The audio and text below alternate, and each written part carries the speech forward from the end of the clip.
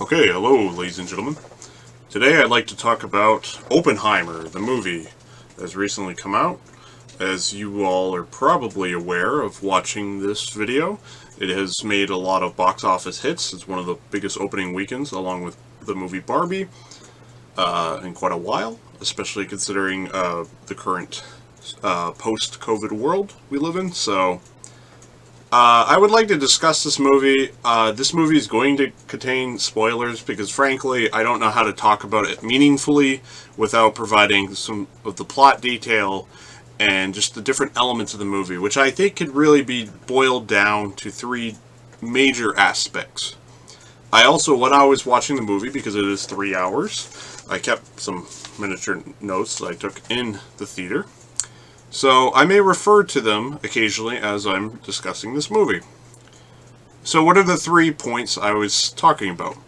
There is the scientific aspect, the historical aspect, and then the interpersonal / biographical information about the primary person in the movie, which is Robert J. Oppenheimer. So, in the movie, it provides a sort of collage, a sort of mixture of different time periods and events that happened in just the development of the atomic bomb. It kind of leads you into kind of what type of person Robert Oppenheimer was.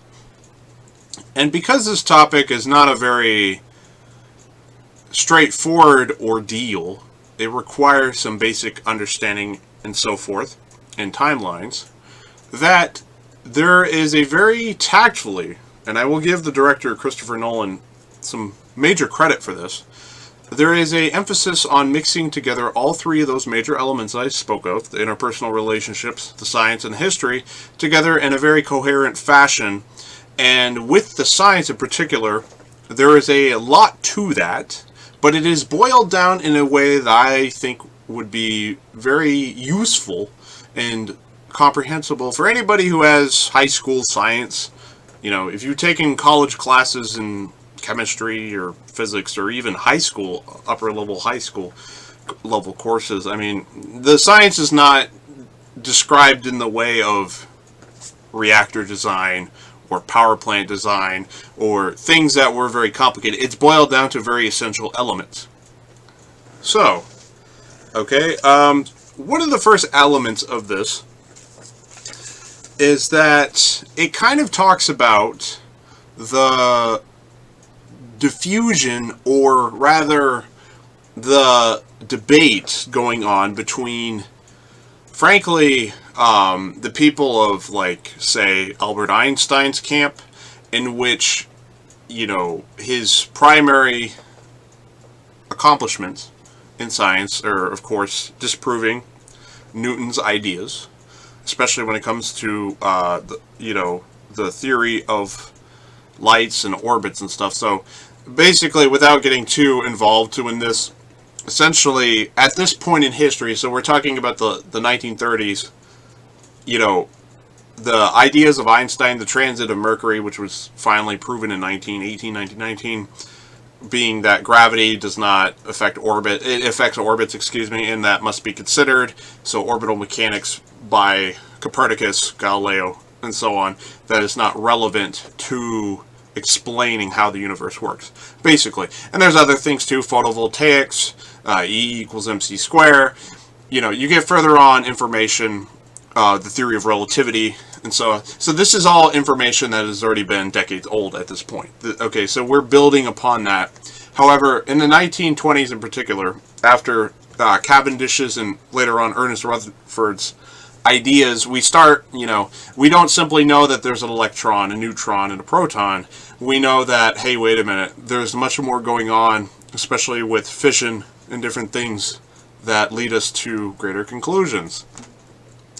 So, like, for example, we're not just doing, this is the properties of the electron. We are manipulating neutrons and electrons in order to see what they do.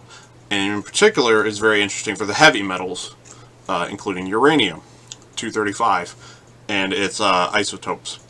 So, therefore, In the movie, it shows, I believe it's, I was going to say the Princeton Institute of Advanced Study, which I think Oppenheimer was a inhabitant of there, but it focuses more on, Oppenheimer arriving at Berkeley and his involvement in trying to convince people.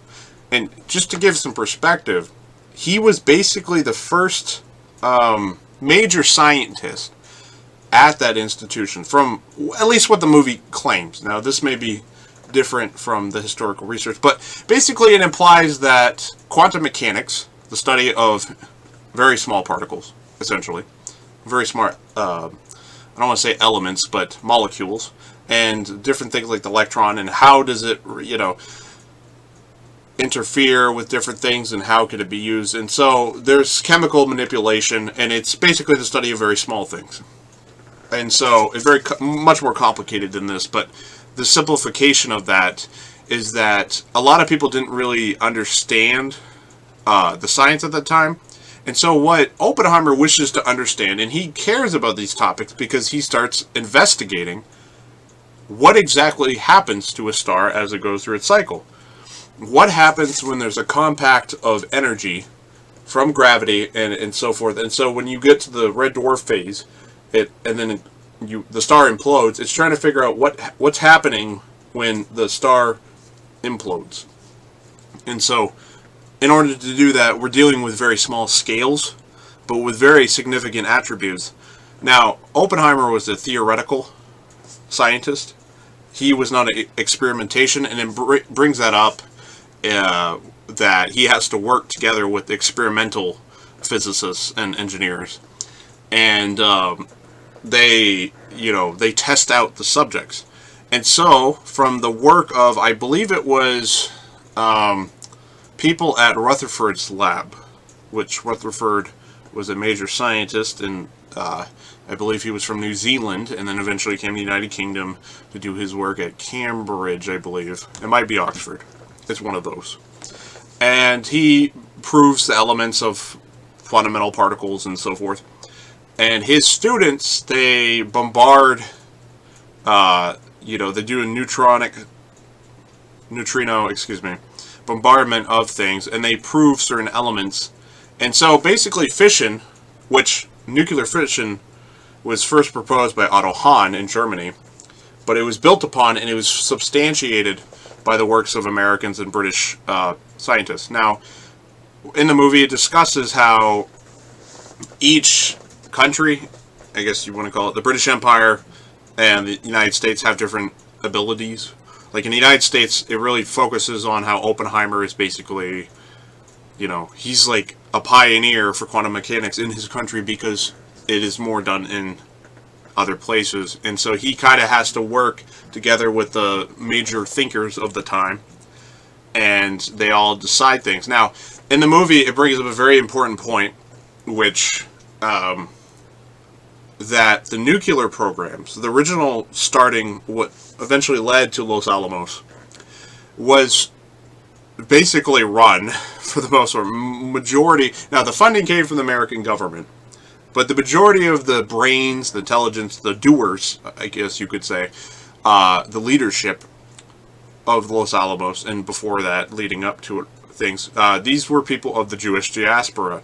These are people who, from the rise of Adolf Hitler, and then his movements in Auschwitz, excuse me if I pronounced that incorrect, but his annexation of Austria and, movement, and some of the scientists went into Switzerland, but a lot of them also went into the United Kingdom or other countries, France, and then France was invaded. And so you have all these brilliant scientists, and they were kicked out of Germany and other places, and they ended up in the United States for one reason or another. And one of the figures who, frankly, I feel doesn't get enough credit in history for this, at least by the general public, was Niels Bohr, who Niels Bohr had the opportunity to leave Denmark and Germany for a very wild time. I don't believe he was Jewish. I'm not exactly sure. He may have been, but at least on the surface, the Germans considered him not Jewish. And thus, he was able to stay in Denmark after it was occupied by the Nazis, and in which he was able to allow other scientists to escape into the British Empire and other places, because he decided to risk his neck, literally, to help fellow scientists and other people around. And actually, Werner Heisenberg tried to bring him into the fold, into the German nuclear program, but he was able to maintain a semblance of independence. Because Hitler was not very... From what I understand, the movie portrays it as Hitler was not into the quantum mechanics. He felt that that was propaganda, essentially. And this was actually a very common idea amongst, in the Soviet Union and in Germany and so forth, fascist countries. They believed some of the science was not concrete. It was very, like those countries kind of believed in, like, engineering applied. Like, if you couldn't apply it directly now, then it was not substantiated. So this is why a lot of the scientists were able to leave, because they said, oh, we don't need these people. You know, their abstract thinking, their theoretical thinking, we don't need that. That's what the German high command, and especially Hitler, believed. They believed it was almost propaganda, some of the science that was coming out, especially out of the United Kingdom and United States. So, from this, you know, this science was developing a different form. You get further along with the properties of the atom, and then eventually it is proven that fission can happen. It was proven, I think it was 1933, 34, and eventually we get the determination by people who are very significant. You know, you get a Leo Szilard, you get you know, you get Teller, Edward Teller, then you get Hans Bethe, and then some other people who came to the U.S. and they ran their things. Well, eventually, this is going to be a long video if I don't cut to the chase. It shows how while Oppenheimer is getting established and while they're developing the science, he's invited with his brother into the Communist Party of America's sort of scheme. This is a little bit later. This is in the late 30s. Now, what's interesting is that these individuals, on the surface, were claiming that they were independents of the Soviet Union, but this was not the case. Historical record has substantiated that the Communist Party of the United States was funded by the Soviet Union in a large part. However, at this time there was an idea, displeasement of the Great Depression, different things. So people felt, well, we're going to unionize and do different attributes, different socialized works, which I'm not going to get into that because it's a large topic in itself. However, this is the kind of environment, unionization, socialist thinking, to a certain extent, communism. You know, some people were very pro-Marx and had read all the works, and then there were some people who just liked sort of the idea of upending society. But like I said, I'm not going to get into that. Oppenheimer kind of thought there were problems with American society, but he didn't commit himself as a official Communist Party member. And even though he was not a card-carrying communist, he was still watched by the FBI and other groups simply because he had a lot of friends who were involved with that. He had an affair with one of the Communist Party members, and it discusses that in the movie. So, based off this, eventually, as the science is substantiated, and Robert Oppenheimer, you know, he gets acclaim for some of the papers that he and his teams were writing, but he had not necessarily established himself as a sort of figure whom everybody needed to follow. In fact, it was kind of like he was brilliant. That was established, but because of his questionable background, eventually when Leslie Groves, the general who was put in charge of the Manhattan Project, what would become Los Alamos and the Manhattan Project, you know, they had apparently in the movie it portrays that they had a large discussion of the different aspects of the program, and Oppenheimer apparently impressed Leslie Groves so much that he decided to endear this man and to hire him on. And eventually, Oppenheimer shows Groves the Los Alamos spot, supposedly, and they get the project started. Now, because Leslie Groves is a very practical man, at least in the movie, I don't know about the figure himself so much, but it shows that they compartmentalized things. They did things, and I believe it was 4 sites. You had the Hanover site, you had the Oak Ridge, Tennessee, Los Alamos, and then I think there's one site in Washington, one site in Los Alamos, one site, I think it was, Chicago, that's the other one. Because in Chicago, they had the Chicago Pile 1. In Hanover, Washington, they were doing the plutonium things. In Oak Ridge, Tennessee, they were doing, like, the refinement of the nuclear material. And in Los Alamos, they were doing, like, the actual, like, bomb design and science related to that, to make it simplified. It doesn't really discuss the other sites as much, especially the plutonium portion of that, because that is a major contention in the movie. But it talks about basically at Los Alamos, they're waiting for the uranium to be enriched, which is taking a certain amount of time to do.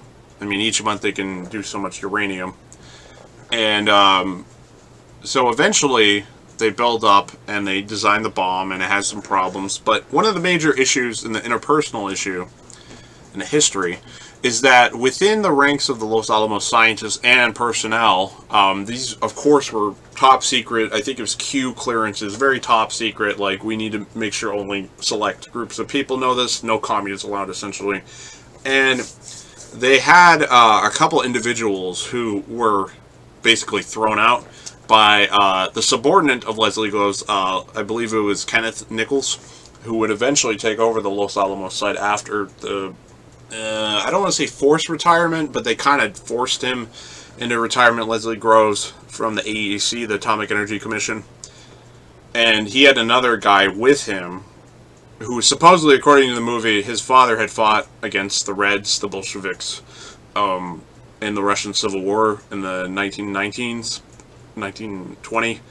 But that, I don't know. I mean, that could have been added for effect. It probably was true. And so they try to get Oppenheimer to say, okay, which of your buddies do you, like, excuse me, the general was with his guy who was trying to convince him, okay, which of your friends here, your leftist friends that we don't like, is a traitor, basically. That's what they were trying to talk. And they identified at least one person, Leibniz, I think it was. He was a Russian guy, and there was another guy. But, notably, they did not identify the other spy that was in there. That actually came out afterwards, but they focused on Oppenheimer because he wouldn't give up the name to Kenneth Nichols or Leslie Groves. And so they used this later on to start, building a case against Oppenheimer, because eventually they want to get rid of him. Okay, and now, based off the historical record, it's hard to tell what the actual designs are of these people, like what they're planning to do, but that's how it's portrayed in the movie. So, let's continue. Eventually, the bomb gets ready. The scientists, now, what's interesting in the movie to me, one of the things I will talk about is with, I brought up briefly before how Albert Einstein was talked about in the movie and how his science was kind of older. They actually they didn't have in a lot of movies and documentaries, they make Einstein seem as if he's like this amazing figure that no one is going to surpass, and he's like the ultimate genius. That's the popular imagination idea of Albert Einstein, but they kind of make a really, Einstein was an accomplished man. He did certain things, but he was a human being. And they really portray that very well in the movie, which I was impressed with, because it could have been easy to do the Einstein worship cult. We can think of other cults. Not cults, that's not the right... But fan clubs, whatever you want to call them, followers of certain individuals where they think these people are perfect. Gandhi, Martin Luther King Jr. There's different figures that have kind of this mythological status, but... Or John F. Kennedy, even, to a certain extent. But, anyways, yeah, I thought the movie was very classy in that it when it was discussing the scientific elements and aspects, I gotta be careful saying elements because, that's what the periodic table is composed of, but basically aspects, we'll just say, of the science was explained very well, and then they didn't get caught up into any of the three topics. Like, you cover the science, you cover the history, especially that becomes more relevant as 1945 rolls on. You're talking about how, Truman needs to basically show Stalin that he is an ace in his hole for the Potsdam Agreement. And they basically, the morning of, they proved the bomb is working with Operation Trinity. And it did quite a spectacle with showing off the testing of the bombing. It alludes to how certain people who were exposed to nuclear radiation were also affected physically, and it kind of indicates that Oppenheimer, it suggests that Oppenheimer is learning that, hey, wait a minute, these bombs are more complicated than we even understand. And considering how American society in the late 1940s and 50s was very dabbling a lot in nuclear things like nuclear lipstick, nuclear clothes, and different things. They had different apparatuses that had radiation in them. And then we find out, wait a minute, we should not be doing that because that's not healthy, for lack of better semantics. But yeah, it talks about the side effects, and then eventually the bomb is brought over to get ready for shipment. Now, what's interesting in the movie, it discusses how Oppenheimer was kind of kept out of the military aspect of it. It shows that the bombs are kind of like traveling away, in a caravan. And eventually they, I believe, end up in the USS Indianapolis. And they end up in the Pacific, transported to, I think it was Okinawa. And then from Okinawa, they had the B-29s, which I have a model of, which I could grab, but I won't. And basically, the Enola Gay and the different pilots, they drop the bomb, I think it was August 5th, into Hiroshima. After, by the way, now it doesn't talk about this in the movie, but I believe there was leaflets provided to the people in real life about what was going to happen, at least to some extent, a major bombing. And then the bomb is dropped. Now, in the movie, Christian Bale did not show like the casualties and the actual effects of the bombing, which that is a subject I believe the Japanese call survivors of the nuclear weapon. I think it's Hayabushika. It's like nuclear survivors. There are still those individuals who are alive now because, I mean, even though it was a long time ago, some people were only, I shouldn't say only, but some people were affected very differently. Some people died very quickly. Some people died years later of leukemia and different things. So there's different ranges of people being affected, and that's still a contentious issue, even in Japan today. But it's a topic that I feel, and a lot of other people feel, deserves its own movie. So Christian Bale I don't believe, wanted to minimize the effect of that, because otherwise the movie would be 5 hours. So, and the focus on Robert Oppenheimer doesn't, they have to focus the movie on Oppenheimer 2. So you can't dive into such a big topic. But yeah, it talked about how Oppenheimer was kind of kept out of the nuclear aftermath of the bombing, and he's at a speech, and he's basically having visions. It's portraying that of what actually happened to the people in the site, and he starts feeling really bad about it, supposedly. From the end of the war, things become much greater complication, I should say, for Robert Oppenheimer.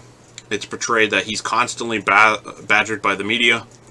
His speech, he's on the cover of Time magazine, the man who won the war, that kind of thing, that kind of propaganda. And so Oppenheimer's opinions, at least for a few years in the movie, are portrayed as like they're listening to him, but the U.S. government really doesn't like what he's doing, especially the FBI and J. Edgar Hoover. And so eventually,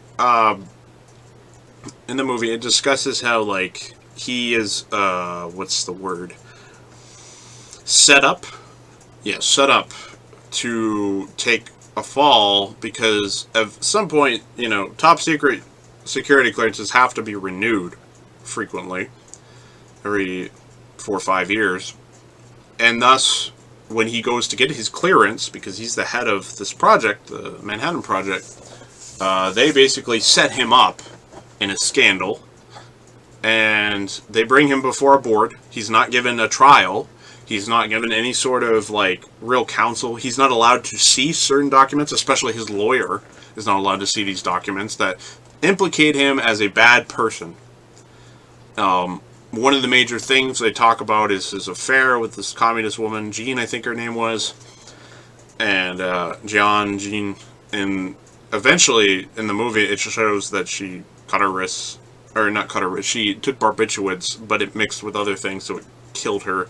And it's implied it was intentional, because Oppenheimer basically stops into her apartment, and he has sexual relations with her. And then he's like, hey, I can't see you anymore. I have to raise my kids and be good to my wife, basically. So he was being a piece of crap, the way they were portraying him, at least, to this woman. And so she took her whole life, unfortunately. And so they use this information against Oppenheimer, and he says, hey, look, you're still hanging out with the communists, How dare you, kind of thing. You're not against America. And now they bring in people to try to seem like they're fair in this sort of hearings of, it's like a round table, and there's a bunch of guys sitting there, and it has a panel of 3 guys that have to decide whether or not Oppenheimer is guilty or not. And they basically, they besmirch his name. They make sure that all the most embarrassing things they can come up about him are put into the official record, so you can see Oppenheimer's dirty laundry. And Oppenheimer in the movie is not portrayed as a perfect guy by any stretch of the imagination. But they try to really besmirch him.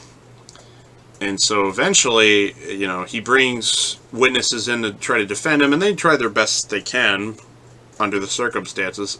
His wife supposedly comes in, and she basically tells the counsel guy to F off, and the audience really enjoyed that. People in the seats next to me were laughing about that. And the guy was a piece of crap, so I can understand why they were happy about that development. But it was really portrayed. So Oppenheimer gets thrown under the bus, proverbially, even by Nichols. And you find out that one of the people that brought him to the Princeton Institute of Advanced Study was this guy, and I don't remember the senator's name at this time. I'm just going to look it up really quick. Sorry about that. Senator.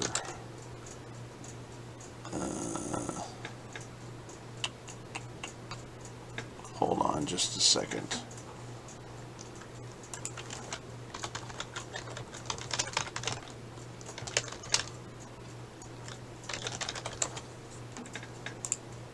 Yeah, hold on just a second.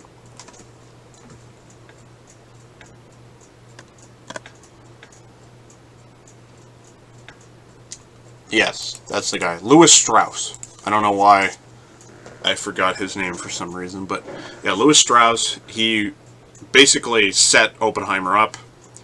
But what's interesting is he was going to become the head of the Department of Commerce.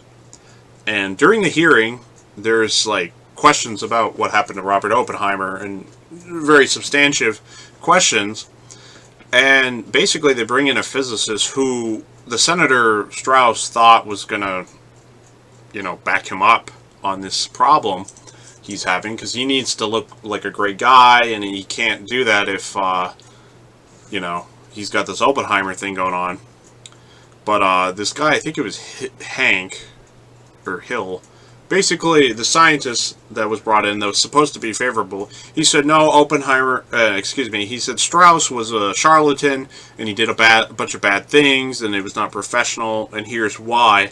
And basically Senator Strauss there was really thrown under the bus. I mean, he just got lambasted, and it shows the kind of corruption that they were trying to do too.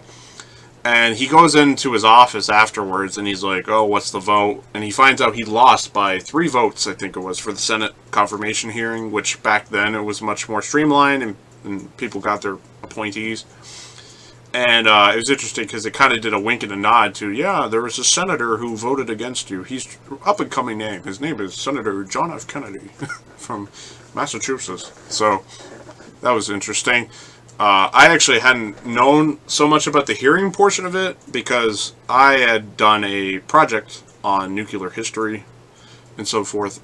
So I was pretty familiar with most of the basic stuff leading up to World War II and the bombing and so forth. But afterwards, I was not as clear about that, especially since some of the information there is very dense in the Truman admin, what was happening there with McCarthy and different elements. But yeah, it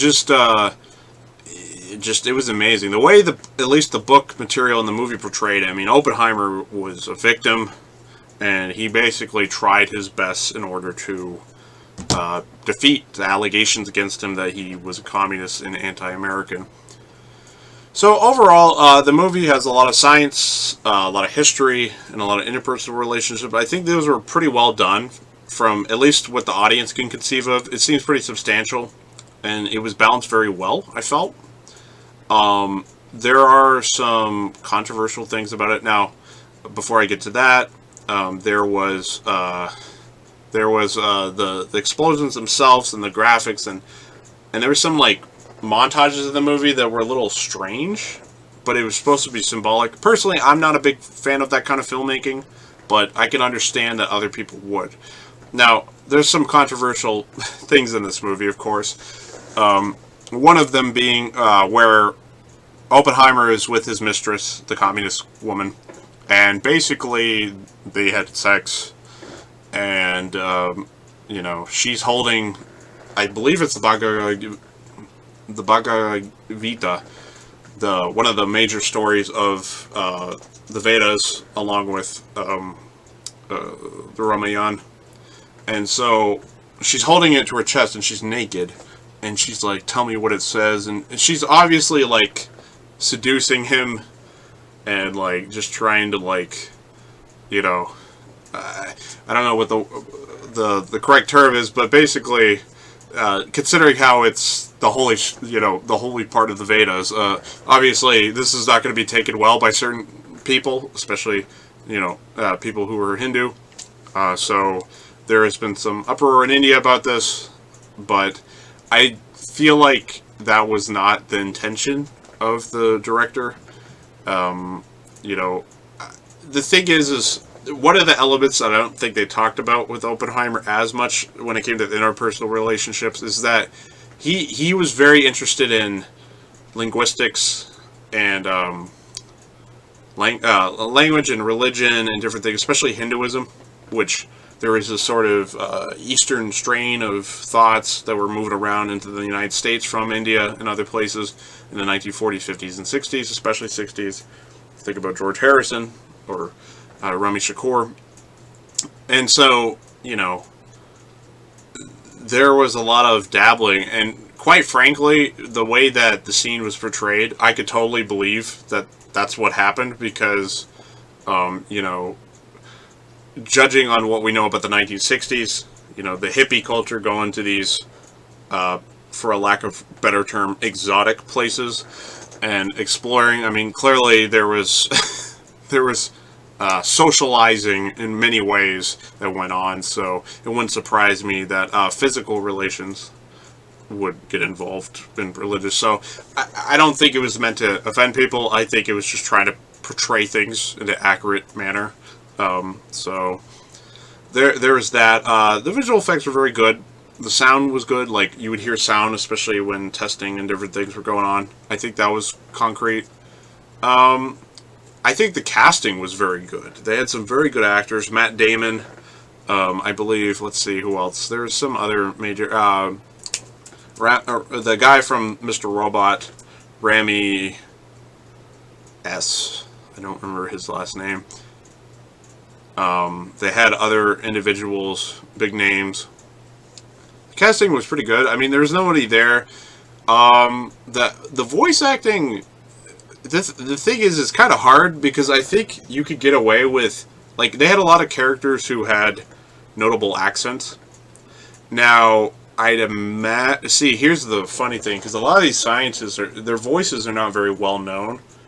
Now, a lot of these scientists are also Hungarian, so I don't know if your average American knows what a Hungarian sounds like speaking English off the top of their head. So the accents of what these actors are speaking, I think they tried to go to the medium because they didn't all sound British, which was important because that wouldn't have been accurate. But you know, I think their casting was pretty good overall. You could tell that the actors were taking the material seriously, and it wasn't just a fly-by-night movie. So, you know, overall, I think that the movie is definitely a 9 out of 10.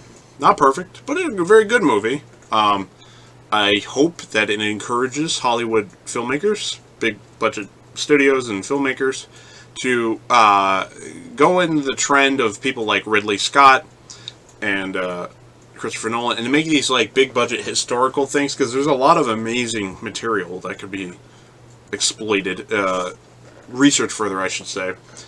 And so, thus, I think that the movie is worth seeing. If you have an interest in science and history, particularly. And even, I mean, if you're more into battles and stuff like that, you're not going to get that in the movie. But if you want the science history, and maybe of a man who was martyred, you could say, according to the movie, then I think it's a very good choice, and I think you'll get something out of it. Alright, everybody, thanks for watching this long-winded discussion of Oppenheimer. I hope you have a nice day.